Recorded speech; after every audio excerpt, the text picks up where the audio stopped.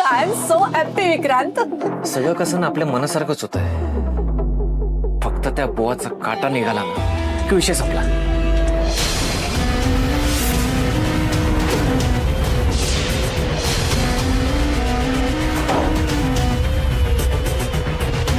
काय तुम्ही दोघे भूत बघितल्यावर काय माझ्याकडे बघताय?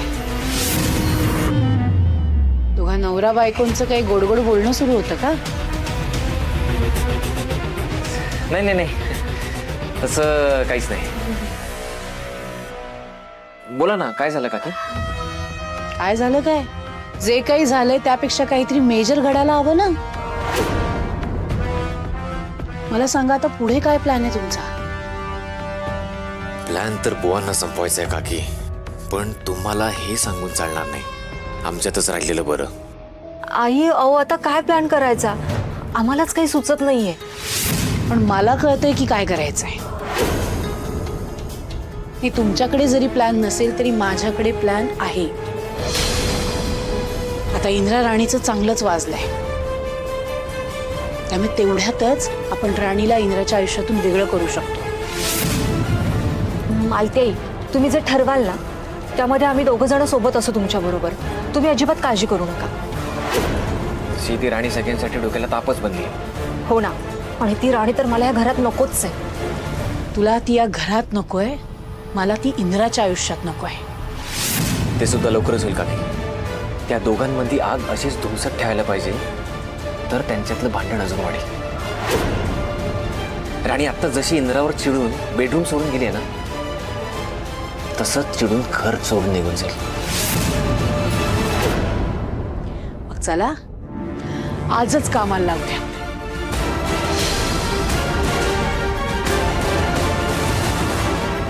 आता मिशन राणीची हकलपट्टी सुरू. वाह सर, अभिनंदन तुमचं. कसली ऍक्टिंग केली तुम्ही. हा पण जरा ओव्हर ऍक्टिंगच झाली बरं का. म्हणजे डायरेक्ट हात उचलला तुम्ही माझ्यावर. पण तो हात तू पकडलास ना, आणि मला ना एका मोमेंटला असं वाटलेलं की तू खरंच चिडली सगळं माझ्यावर. काय काय बोलत होतीस तू? सर तुम्ही इतक्या उलट्या काळजाचे आहात. मला तर असं वाटलंच नव्हतं की तुम्ही इतक्या खालच्या थराला जाऊन माझ्याबद्दल विचार कराल. मला तुमचं तोंड बघायची पण इच्छा नाहीये सर. मला नाही राहायचं तुमच्यासोबत. मी चालेल रत्ना काकींकडे. अगं मी खरंच घाबरलो होतो राणी. हाय का आता तुम्ही काय घाबरताय? तुम्ही तर घाबरवलं मला पण आणि त्या गुंडांना सुद्धा. माझ्यासाठी कसली फायटिंग केलीत जर तुम्ही. आणि माझ्यावर तुम्ही जेव्हा हात उचललात तेव्हा जर मी हात पकडला नसता ना, माझ्या गालावरती छापाच उठला असता तुमच्या हाताचा. तोंड दाखवायला सुद्धा बाहेर जाता आलं नसतं. पण नशीब चांगलं होतं तुझं. हे लागला नाही माझा हात तुझा. चुकून जरी नाकावर लागला असता ना तरी ही हुकमाची राणी नक्की झाली असती.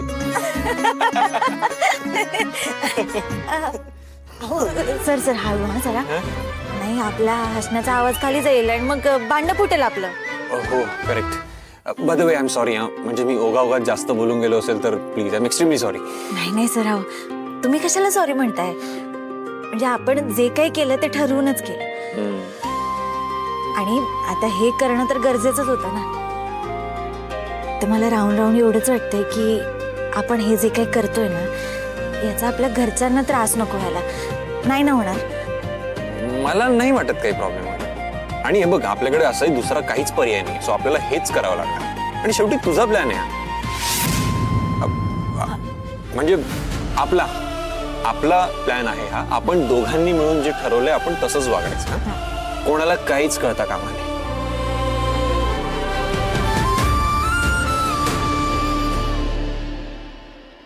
आपलं आहे. आपण दोघांनी मिळून ठरवलंय ना.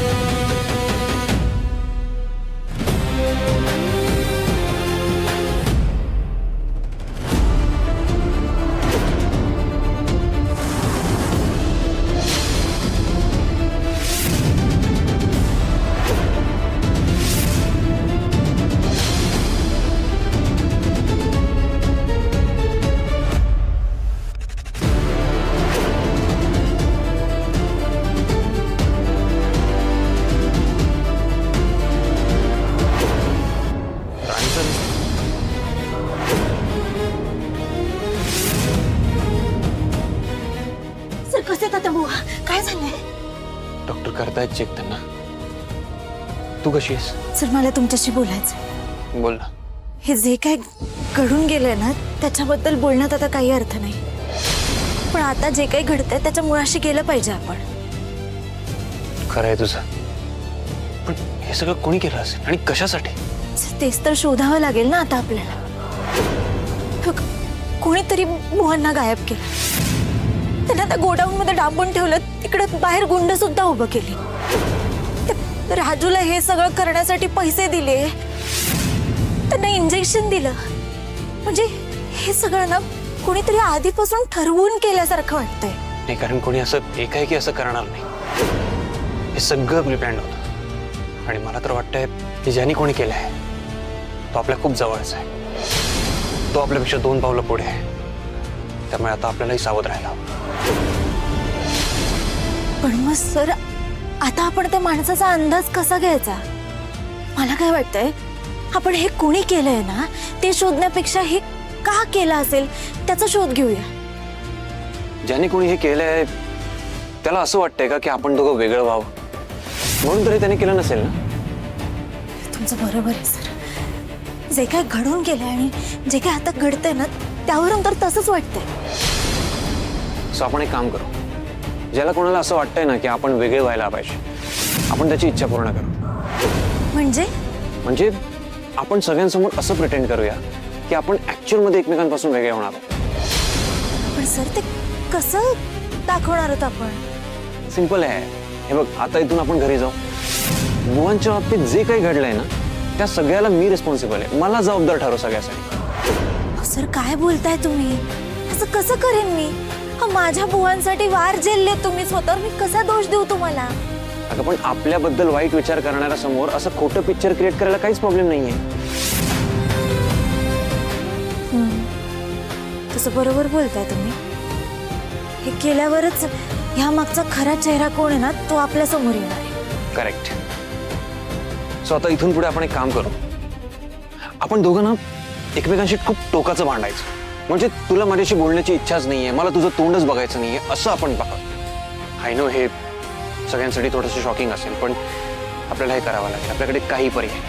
सर बरोबर बोलताय तुम्ही. म्हणजे हे सगळं करणं खूप कठीण जाणार आहे आपल्याला. पण आता करावंच लागेल.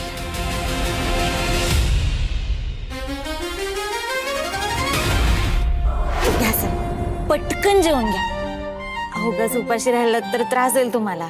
घ्या.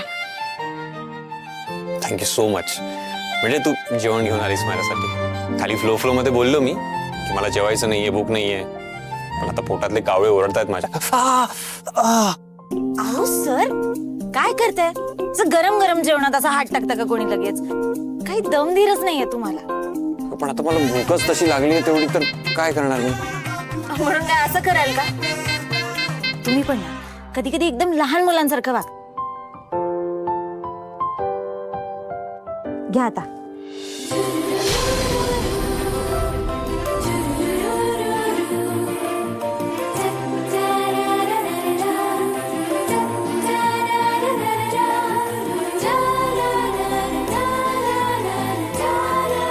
बरं सर आता आपण ठरवलं तसं झालंय. पुढं काय करायचं? मी सांगतो काय करायचंय ते.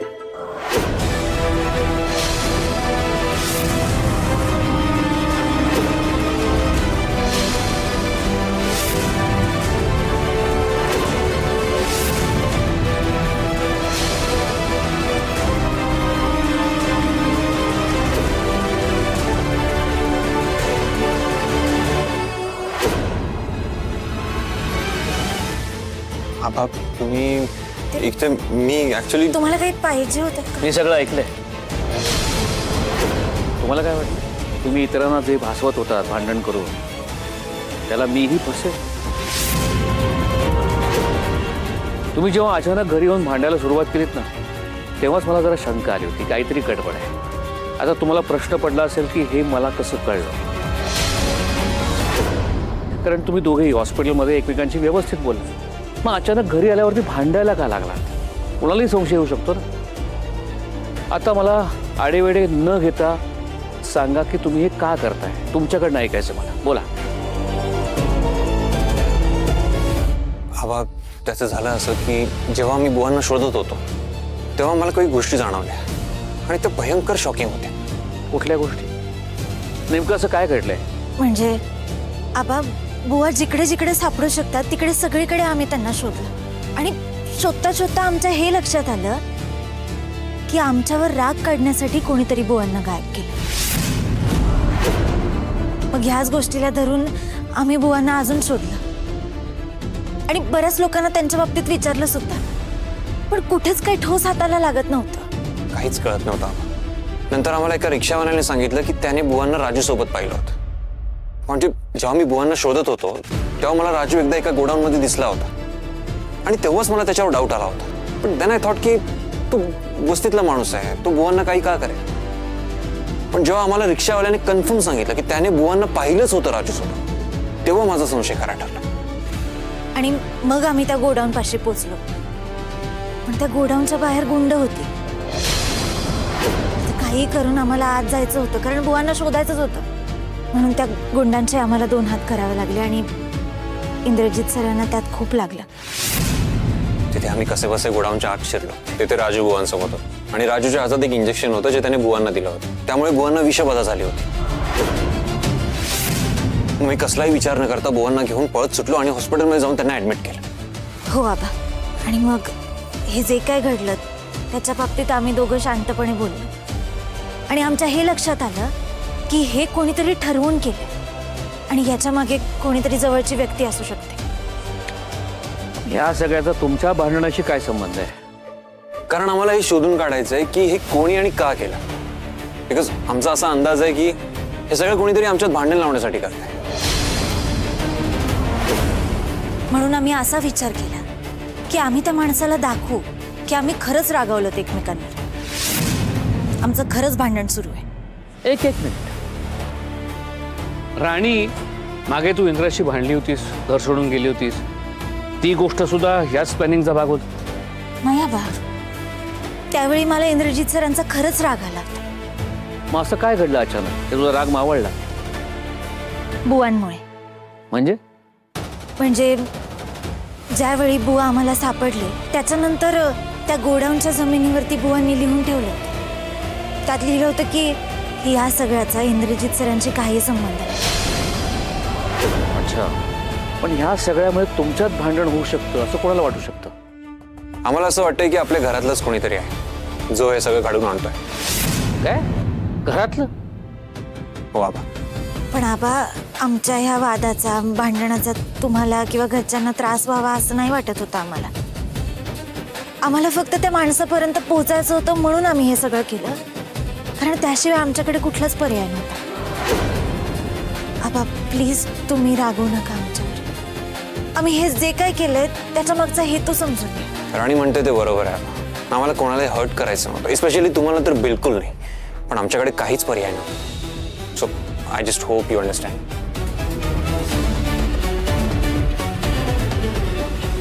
हे बघा, तुम्ही जे काही करताय ते अविचाराने करत नाही आहात हे कळल्यावर मी कशाला रागवू तुमच्यावरती.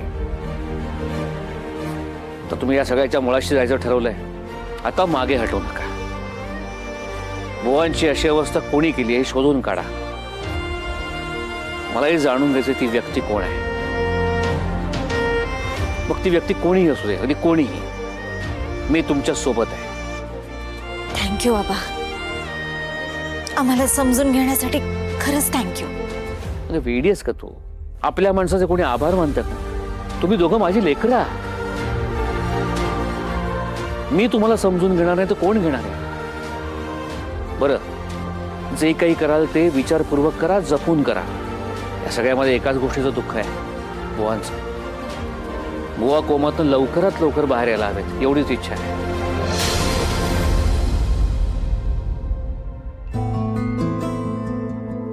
आणि बुवांचा विषय काढला म्हणून अस्वस्थ झालीस ना?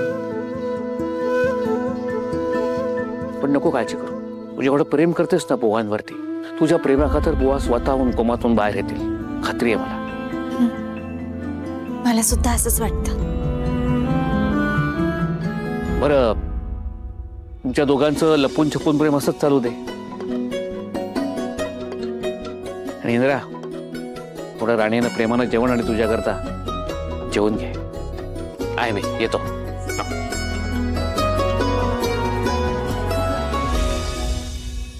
Thank God. म्हणजे आपण आपलं सगळं बोलणं ऐकलंय कळल्यावर मी जरा घाबरलोच होतो. हो ना, मला सुद्धा असं वाटलं की त्यांचा आपल्यावर जो विश्वास आहे तो जायला नको. पण त्यांनी किती व्यवस्थित आपलं म्हणणं ऐकून घेतलं, समजून घेतलं त्यांनी आपल्याला. नाही पण आता आबांना सगळं माहिती आहे हे कळल्यावर जरा आता रिलॅक्स फील होतं. म्हणजे असं ओझं हलकं झाल्यासारखं वाटतंय. खरे ठीक आहे, रात्र खूप झाली, झोपूया आता. Good night.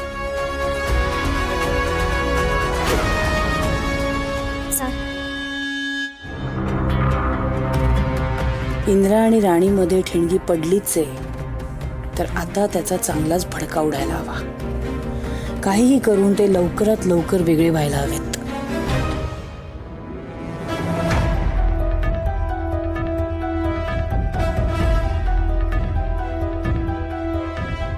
हो, कुठे होतात तुम्ही? काय फरक पडतो मी कुठे असलो तरी. घरात जे काही चाललंय ते बघून असं वाटतं की घर सोडून निघून जावं. हो, असं का बोलताय? मग दुसरं काय बोल. आपल्या घरातली माणसं वाद घालतायत, ज्या घरामध्ये शांतपणे झोप लागत नाही, आपलीच माणसं आपापसात भांडतायत. दुसरं काय करायचं?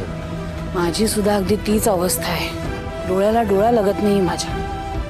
हो, मग वादामध्ये तोंड खूप असतं बंद करा. राणीवरती राग काढणं बंद करा. आगीत तेल घालण्यापेक्षा शांत बसत जा. म्हणजे मी वाद घालते असं म्हणायचंय का तुम्हाला? आता हा मुद्दा करून माझ्याशी भांडत बसू नका. आधीच राणी आणि इंद्राच्या भांडणामुळे मला काही सुचत नाहीये. हा, मग त्यांना जाऊन सांगा, जिथे भांडणं होतात तिथे लक्ष्मी नांदत नाही म्हणावं. हो, मग या गोष्टीचा विचार तुम्ही करा राग आल्यावर. ठीक आहे, आता जे झालंय ना ते झालंय. उगाच त्याचा त्रास करून घेऊ नका. हळूहळू सगळं निवळेल. बरं मला सांगा, इंद्रा राणीला भेटायला गेला होता का? नाही. बरं, आणि तुम्ही कुठे होतात सांगितलंच नाहीत. मी गच्चीत होतो, जरा मोकळ्या हवेत फिरत होतो. आधीच डोक्यातनं राणी आणि इंद्राचा विषय जात नव्हता. त्या दोघांचंही वागणं मला पटलं नाहीये. हो ना, मलाही त्या राणीचं वागणं अजिबात पटलेलं नाहीये. नवीन काय? तुम्ही आता वेगळा अर्थ घेऊ नका. किमान आज जे काही घडलंय त्याच्यात तरी तिचीच चूक होती ना. अहो, आपल्या इंद्राने तिच्यासाठी, तिच्या घरच्यांसाठी काही कमी गोष्टी केल्यात का? ज्या बुवांना वाचवण्यासाठी इंद्राने स्वतःचा जीव धोक्यात घातला, त्याच इंद्रावरही आरोप करते बुवांची अवस्था त्याच्यामुळे झाली आहे. का नाही करणार ते आरोप? लग्नाच्या वेळेला इंद्रा राणीशी जे काही वागलाय ते बघता त्याच्यावर संशय येणार ना. काय बोलताय तुम्ही? नाही, झाली त्याच्याकडनं एक चूक, पण म्हणून त्यांनी केलेल्या इतर सगळ्या चांगल्या गोष्टी विसरून जायच्या का? ज्या मुलीचा बाप अचानक गायब झालाय तिची मनस्थिती काय असेल याचा विचार जरा तुम्ही करा. आणि बुवा गायब होण्याआधीच राणीसमोर इंद्राचं सत्य उघड झालं होतं. तिच्या मनात शंका आली. मला कळतच नाहीये, तुम्ही आपल्याच मुलावर अविश्वास का दाखवताय? मी आपल्या मुलावरती अविश्वास दाखवत नाही. मी तुम्हाला समजवतोय, कधीतरी राणीच्या बाजूने विचार करून बघा. आणि तुम्ही कधीतरी त्या राणीची वकिली न करता आपल्या इंद्राच्या बाजूने विचार करून बघा. त्या राणीने इंद्राला सगळ्यांसमोर काय पद्धतीने वागवलं, किती खालच्या थरावर जाऊन वाद घातला, ते बघून तर आपण तिला थेट घराच्या बाहेर काढायला हवं होतं. तिने तिच्या मनातला राग दुःख कधी व्यक्तच करायचं नाही का? तिने फक्त सगळं सहन करत राहायचं. किती घुसमट झाली तिने शांत राहायचं. असंच ना, बोला ना. मी कितीही बोलले ना तरी आता पालथ्या गडावर पाणीच असणार. त्यामुळे आता पुरे झालं. मी इतकंच सांगते, जे झालं ते झालं, पण तसं जर पुन्हा झालं ना तर मी खपवून घेणार नाही. त्या क्षणी त्या राणीचा सोक्षमोक्ष लावून मोकळी होईन मी. यांच्या बोलण्याचा सूर बघून तरी असंच वाटतं की ह्यांना इंद्रा आणि राणीमध्ये वाद झालेला हवाय. नाही, पण राणी आणि इंद्रा म्हणाले तसं हे तीच व्यक्ती करत असेल जिनं बुवांचं अपहरण केलं होतं. मालती इतक्या पातळी सोडून वागणार नाही. कोणी केलं असेल याचा हळूहळू अंदाज घ्यावा लागेल.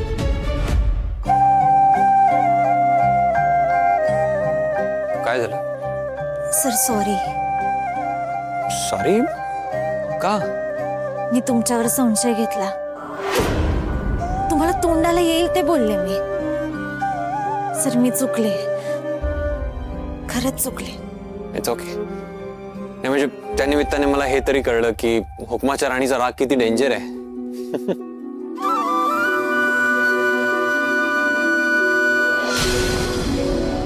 राणी काय ग, काय झालं? सर तुम्ही माझ्या गोवांसाठी स्वतःच्या जीवाची पर्वा नाही केली. तुम्ही त्यांच्यासाठी अगदी मुलाप्रमाणे सगळं केलं. तुम्ही माझा हात धरून आधार बनून माझ्यासाठी उभं राहिलात. तरी सुद्धा मी तुमच्यावर अविश्वास दाखवला. मी हे जे काही तुमच्या बरोबर वागले त्यासाठी मला कोणीच माफ करणार नाही. पण सर प्लीज तुम्ही माझी ही एक चूक विसराल. राणी, नात्यात चांगल्या वाईट गोष्टी लक्षात ठेवायच्या नसतात. फक्त चांगल्या आठवणी बनवायच्या असतात आणि त्याच आठवायच्या.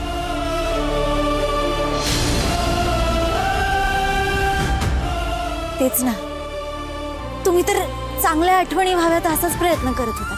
तुम्ही एवढी सगळी तयारी केलीत का तर मी खुश व्हावं, माझ्या चेहऱ्यावरती आनंद यावा.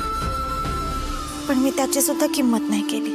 राणी, मी म्हंटल ना, वाईट आठवणी पुसून टाकायच्या. मला फक्त चांगल्या गोड मोमेंट्स क्रिएट करायचे. आणि हे बघ, जे काही घडून गेलंय ना त्याचा फार विचार करायचा नाही. हे बघ, काही गोष्टी आपण ठरवून करत नाही. जेव्हा त्या व्हायच्या असतील त्या होतातच. पण मी तुमच्या मनाचा विचार करायला पाहिजे होता. माणसात बदल होतो हे मला माहित होतं, पण मला मान्य करायचं नव्हतं. मी माझ्या डोळ्यांनी तुमच्यातले बदल बघत होते, पण तरी सुद्धा तुकडे जोडत बसले जे खरं तर मी विसरून जायला पाहिजे होतं.